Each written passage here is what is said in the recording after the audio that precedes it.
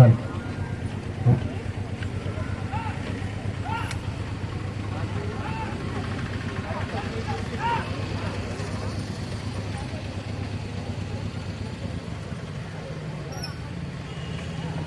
స్థలము యేసు ప్రభువు రెండోసారి స్నేహి కింద కోర్ల పౌట. యేసుక్రీస్తు వారు మిమ్మల్ని ఆరాధించి మీకు స్తోత్రము చేస్తున్నాము. మీ తిరి స్లీవ చేత లోకమును రక్షించితిరి. ధ్యానము. శ్రమలను అనుభవిస్తున్న యేసువు శిలువ భారము క్రింద మరోసారి నేలపై కూలాడు.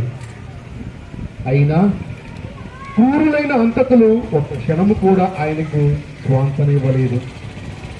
ముందుకు నిడుతూ కర్రతో మోదుతూ ముందుకు నడవమని ఆజ్ఞాపించారు.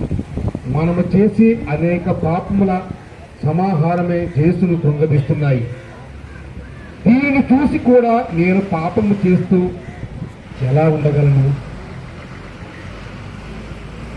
ప్రార్థన.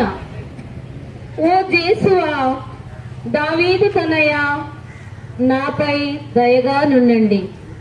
మీ సహాయ హస్తమును అందించి నాకు తోడ్పడుము.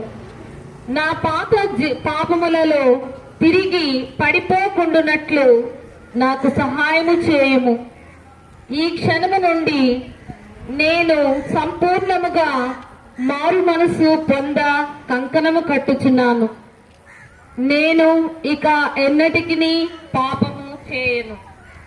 నేను చేసిన ఈ ప్రతిజ్ఞను విశ్వాసపాత్రముగా నిలుపుకొన నాకు మీ శక్తిని దయచేయండి. అది చాలును. మీ దీవెన లేక నేనేమీ చేయజాలను. ఆమేన్. పరలోకమందుండు మా